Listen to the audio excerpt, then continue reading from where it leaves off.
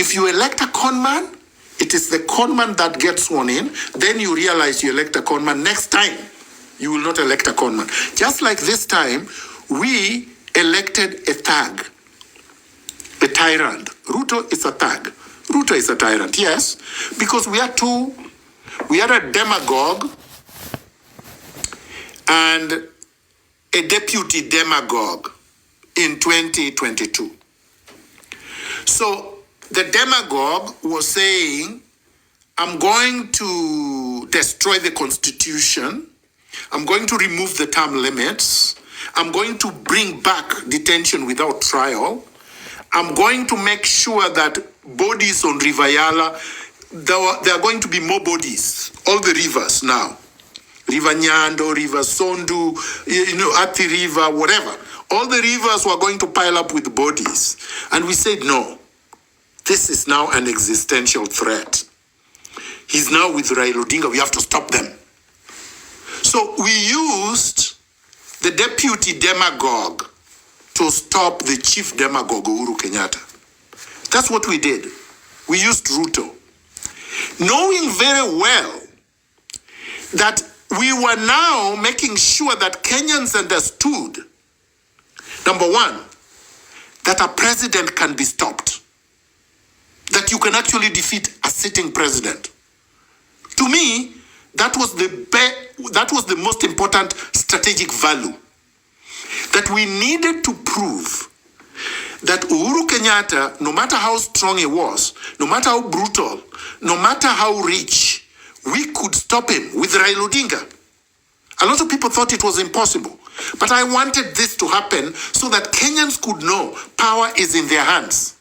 So next time when faced with a chicken thief who is now becoming a tyrant and a plunderer, we can stop a chicken thief who is Ruto. If we could stop Uhuru Kenyatta and Raila Odinga, who is Ruto? Even if Ruto is joined by Raila Odinga and the stupid lazy man called Mudavadi and the watermelon and the rest of them, we can take them and bury them in one heap, which is what we are going to do. All right? So, form cells, concentric circles, 15, then 15, then 15, of fully committed men and women of integrity. Fully committed. Bound only by the values of valor, values of integrity, values of freedom, values of honesty, values of transformative vision. Once you have that, then we will call a day when we can march on to State House and we can take it. I can assure you, Ruto will take the first flight to Sudan so that he can go and die with the janjaweed that he supports. All right? But if he remains in the country, he's going to committee.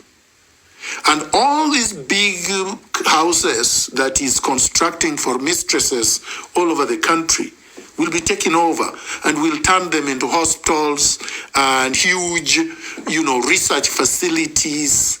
He's built very nice places that we can turn into huge medical research, ICT, artificial intelligence, hubs for the country, for the benefit of everyone.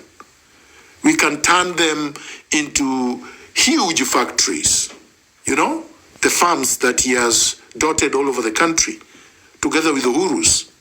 Some of them will be malls, like the Taj Mahal that he has built in Washungishu. That would be a tourist attraction. We turn it over to the Ministry of Tourism and is run properly and earns the country revenue.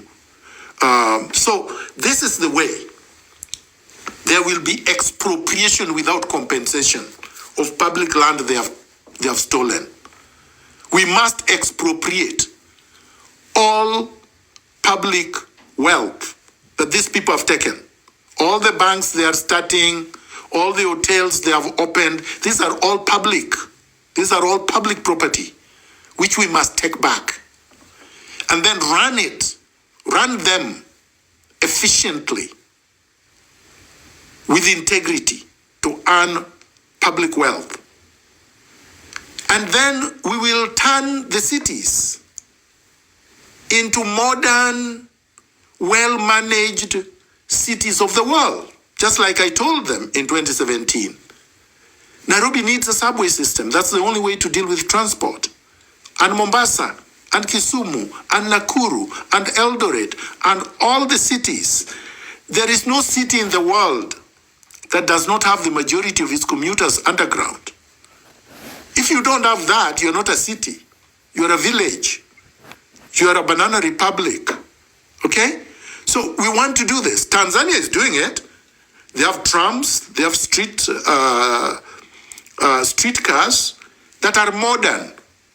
The Dar es Salaam International Airport now is better than Kenya 10 times.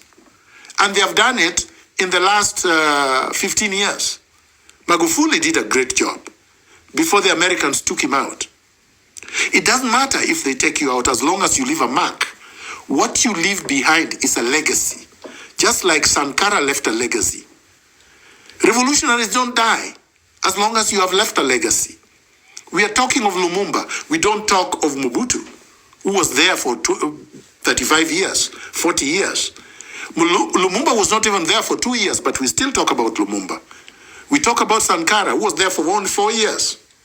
We talk about Nkrumah, who did not finish 5 years. The point is, legacy more important than all this ostentatious opulence, courtesy of our taxes. And once we have these cells, then we have the engine of change. If you turn this into a movement, the cells coming together into a movement, a national reconstruction movement, call it what you want, a national revolutionary movement, a national reconstruction movement, whatever you want to call it, then we can turn Kenya around. It would not matter what age group. It would not matter what gender. It would not matter the level of education. The values are what should and must unite us in turning things around. And that is what I wanted to say today about the meaning of Raila Odinga's defeat, the meaning of Raila Odinga's complete humiliation in Addis Ababa, that it is good for the revolutionaries.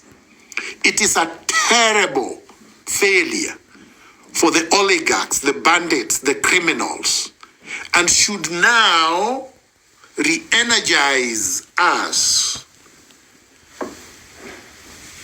in the final push for the total liberation of Kenya. So the question is asked, who is the best person to replace Ruto? The movement will decide. Once we have the movement based on values, the best person will emerge out of the movement. It is retrogressive and reactionary for someone to start from the position of, I must be a leader, or it must be this. No. There are thousands of Kenyans who are capable, but we have not created the conducive conditions for them to emerge to the leadership position. Just like in Senegal, you didn't know the current president would be president, and nobody knew what kind of president he would become. But I can assure you, there will, in the next epoch, after our revolution, no tin god, no pictures of people hanged in offices and business places. It's primitive. You hang your parents' pictures, your loved ones, and your heroes. You choose who those heroes are. The state should not choose that for you. So this low self-esteem character, behavior of hanging your pictures all over thinking that you are a semi-god, that will be a thing of the past. I can say that with confidence. Because that's not how proper societies are governed.